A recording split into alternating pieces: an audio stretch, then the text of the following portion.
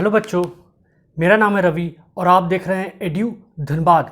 तो आज हम लोग क्लास 9 का chapter number 9 force and laws of motion का वीडियो नंबर 3 हम लोग देखने वाले हैं। ठीक है, वीडियो नंबर 3 है। वीडियो नंबर 1 और 2 पहले ही हम यूट्यूब में डाल चुके हैं, अगर आपने वो नहीं देखा तो ज़रूर देखें। तो इसमें आज हम लोग पढ़ने वाले हैं गैलीलियो का जो एक्सपेरिमेंट था। गैलीलियो ने जो एक्सप्लेन किया था फोर्स एंड मोशन के बीच में रिलेशन दिया था, स्टडी किया था उसके बारे में उन्होंने बताया है, तो वही आज हम लोग पढ़ेंगे। ठीक है, तो चलिए स्टार्ट करते हैं। हम लोग एनसीईआरटी को अच्छे से फॉलो करेंगे और एक एक लाइन को समझेंगे। देखिए 9.2 में फर्स्ट लॉ ऑफ मोशन दिया हुआ है, इसी में स्टार्ट करते हैं यहाँ से। By observing the motion of objects on an inclined plane, Galileo deduced that objects move with a constant speed when no force act on them. Galileo ने ये ऑब्जर्व किया जब एक इंक्लाइंड प्लेन से, इंक्लाइंड प्लेन मतलब समझते हैं, जब प्लेन किसी एंगल पे इंक्लाइंड हो। मान लीजिए ये कोई एंगल, मान लीजिए 60 डिग्री का एंगल बना रहा है।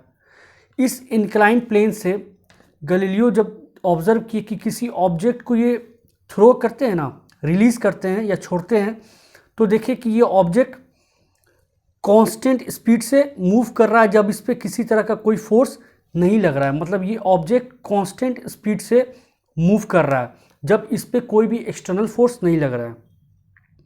He observe that when a marble rolls down an inclined plane its velocity increases. उन्होंने देखा कि जब ये मार्बल, जानते हैं ना, मार्बल गोली, कांच का गोली जो होता है, उसे उन्होंने रिलीज किया, छोड़ा, तो देखा कि इस जैसे जैसे ये नीचे जा रहा था ना, वैसे वैसे उसका वेलोसिटी इंक्रीज कर रहा था। In the next chapter you will learn that the marbles falls down under the unbalanced force. Next chapter में हम लोग देखेंगे कि मार्बल कैसे, मार्बल एक अनबैलेंस्ड फोर्स पे लाई कर रहा है of gravity as it rolls down and attains a definite velocity by time it reaches the bottom. और जैसे जैसे ये बॉल जो है या मार्बल जो है बॉटम की तरफ रीच करता है, वैसे वैसे उसका वेलोसिटी में चेंजेस कैसे कैसे आता है, ये हम लोग नेक्स्ट चैप्टर में देखेंगे। ठीक है, its velocity decreases when it climbs up as shown in figure 9.5b। देखिए यहाँ पे 9.5b, ये इस इंक्लाइंड प्लेन से जब मार्बल को रिलीज़ किया गया ना, तो जैसे जैसे ये मार्बल नीचे आ रहा था ना, वैसे वैसे इसका वेलोसिटी इंक्रीज कर रहा था। पर जैसे जैसे ये मार्बल नीचे आया और सामने इसी के जस्ट अपोजिट साइड में एक और इंक्लाइंड प्लेन रखा हुआ है। अब ये बॉल जब मार्बल जब नीचे आया और ऊपर जाने लगा, तो वैसे वैसे इसका वेलोसिटी डिक्रीज करने लगा, मतलब क्लाइंब करने लगा, तो इसका वेलोसिटी डिक्रीज करने लगा। ठीक है, फिगर 9.5 का C shows a marble resting on ideal frictionless plane incline on both side. ये जो सी नंबर है, ये फिगर दिखा रहा है फ्रिक्शनलेस सरफेस, मतलब किसी भी तरह का फ्रिक्शन काम नहीं करेगा। इस पर किसी ऑब्जेक्ट को रिलीज करेंगे, बॉल को या मार्बल को रिलीज करेंगे, तो उस पर किसी तरह का फ्रिक्शनल फोर्स नहीं लगेगा, कोई इसको ओपोज नहीं करेगा। Galileo argued that when the marble is released from left, it would roll down the slope and go up on the opposite side to the same height for which it was released. Galileo ने ये observe किया कि इस marble को जब release किया गया ना, तो ये मार्बल जिस हाइट से, मान लीजिए इसका हाइट अगर h है, ठीक है, तो ये अपोजिट साइड में भी ठीक उसी हाइट को गेन करेगा, उसी हाइट तक जाएगा। अगर ये हाइट h तक गया हुआ है, तो यहाँ भी h हाइट तक वो मार्बल हाइट गेन करेगा। If the inclination of the planes on both the side are equal, then the marble will climb the same distance that it cover rolling while rolling down.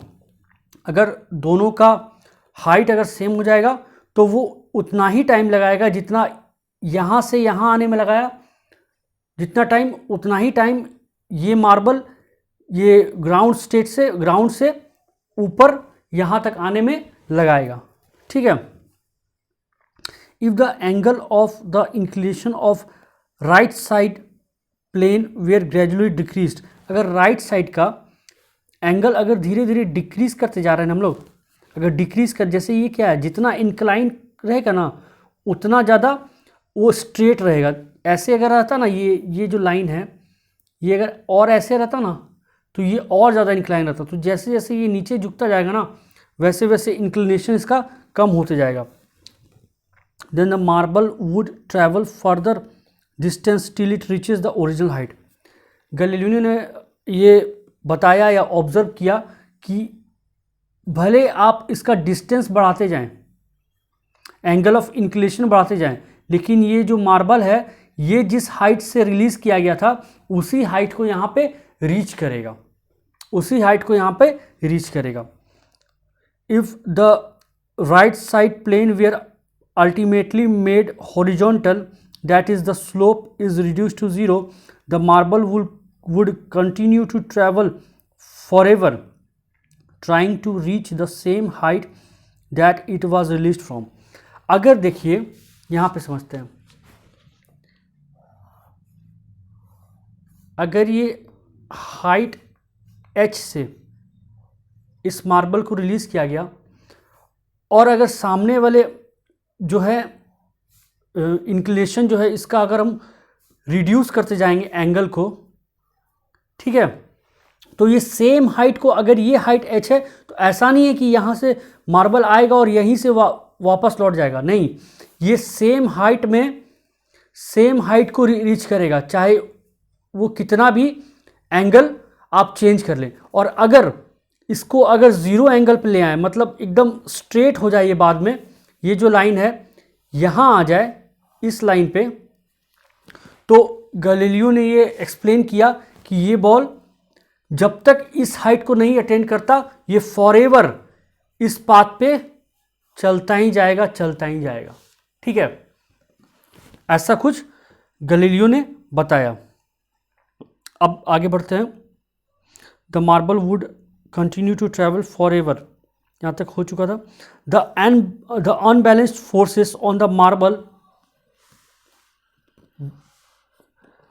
the unbalanced forces on the marble in this case are zero। इस case में जो unbalance force रहेगा वो zero रहेगा। It thus suggests that an unbalanced or external force is required to change the motion of the marble, but no net force is needed to sustain the uniform motion of the marble। इससे ये पता चलता है कि इस जो constant speed से जो मूव कर रहा है ना, इसको चेंज करने के लिए इसके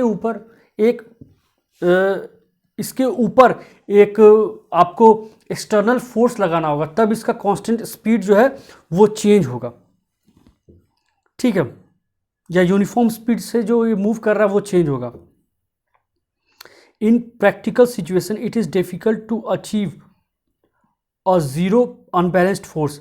प्रैक्टिकल सिचुएशन में ज़ीरो अनबैलेंस्ड फोर्स को अचीव करना बहुत मुश्किल है, क्योंकि फ्रिक्शनलेस, ऑब्वियस बात है कि फ्रिक्शनलेस सरफेस मिलना बहुत मुश्किल है जहाँ पे किसी भी तरह का फ्रिक्शन फ्लोर ना लगाए बॉल पे या मार्बल पे। In practical situation this is because of the presence of frictionless force acting opposite to the direction of motion.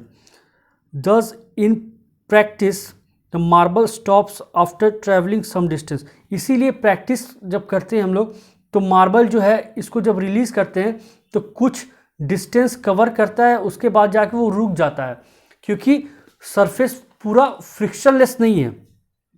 ठीक है, thus effect of frictional force may be minimized by using a smooth marble and smooth plane and providing a lubricant on the top of the plane.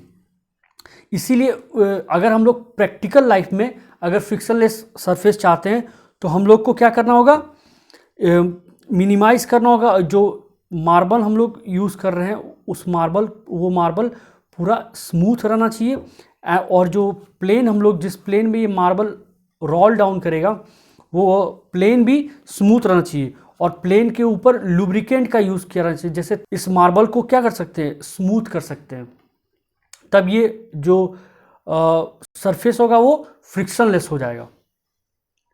ठीक है, आगे समझते हैं। और Newton further studied Galileo's idea on force and motion and presented 3 fundamental laws that govern the motion of object. और फिर इसी Galileo के ideas on force and motion, जो गैलीलियो ने जो एक्सप्लेनेशन दिया फोर्स और मोशन में, इसी को पढ़ के और आगे जो न्यूटन थे उन्होंने अपना लॉज ऑफ मोशन दिया।